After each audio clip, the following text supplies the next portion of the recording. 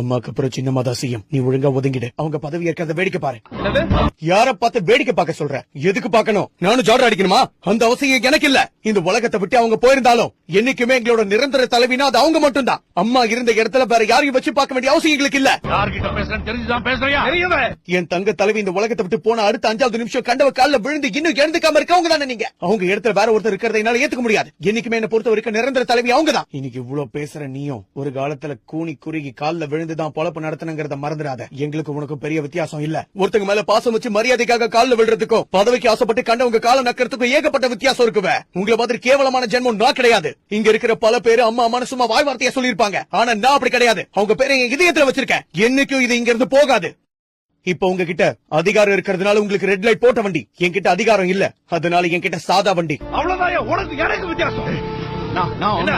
பண்ணுவியா படிக்க 5000 ரூபாய் இருந்தா காய்கறி கடை வைப்பேன், 50,000 ரூபாய் இருந்தா மளிகை கடை வைப்பேன், 5 லட்சம் இருந்தா பழையபடி டீ கடை ஆரம்பிப்பேன். என்னோட இதய தெய்வம் புரட்சி தலைவி காலில் விழுந்தா அவங்களுக்கு மரியாதை கொடுத்தேன். அதே மாதிரி கண்டவங்க முன்னாடி கை கட்டி நிக்க வேண்டிய அவசியம் எனக்கு வெளியே போ. இப்ப கட்சி மொத்தமும் எங்களோட கண்ட்ரோல்ல இருக்கு. உன் கண்ட்ரோல்ல இந்த கட்சி வேணா இருக்கலாம், ஆனா இப்போதைக்கு என் பின்னாடி உண்மைங்கிற சக்தி இருக்கு. அதை வச்சு என்ன பண்ணணும் ஏது பண்ணணும் எனக்கு தெரியும். அதை தடுக்க நினைச்சா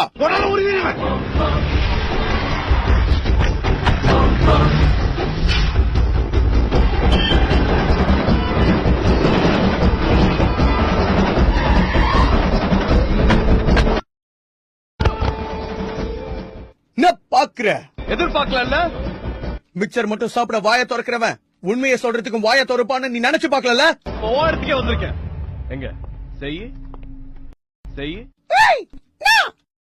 2 வாட்டி சிஎம் இருந்தா நீ என்ன பெரிய பல்பா? எனக்கு இப்ப கட்சியில அதிக செல்வாக்கு இருக்கு. அதை வச்சு இப்பவே நான் சிஎம் ஆற பாக்குறியா? நாங்க நினைக்க மாட்டோமா? இது வரைக்கும் நான் ஆசையே படாம 2 தடவை தானா எனக்கு சிஎம் பதவி கிடைச்சிருக்கு. நான் ஒன்னும் மிரட்டியோ விலை கொடுத்தோ அந்த சிஎம் பதவியை வாங்க நினைக்கல. இப்ப சொல்றேன், ஒத்தை கொத்த மோத எனக்கு தைரியம் இருக்கு. உனக்கு இருக்கா? மோதி பாக்கலாமா? இந்த உலகத்துல பிறக்கிற எல்லாருக்குமே வாழ்க்கையில உண்மையான நட்புங்கிறது இருக்கும். ஆனா அந்த உண்மையான நட்பை, அந்த புனிதமான உறவை யாரும் இப்படி உன்ன மாதிரி கேவலமா பயன்படுத்தி இருக்க மாட்டாங்க. இப்ப நீ கட்சியில சாதாரண ஒரு ஆளு.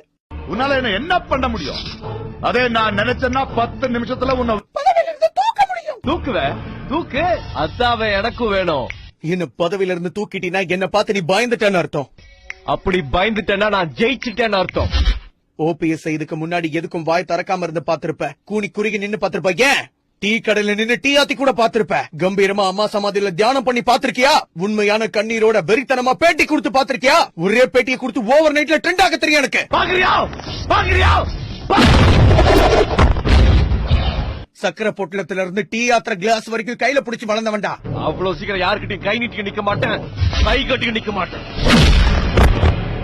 இது வரைக்கும் போய் சொல்லி பித்தலாட்டம் பண்ண அரசியல்வாதியை தானே நீங்க எல்லாரும் பாத்திருக்கீங்க. உண்மையை தைரியமா பேசுற அரசியல்வாதியை பார்த்தது இல்ல.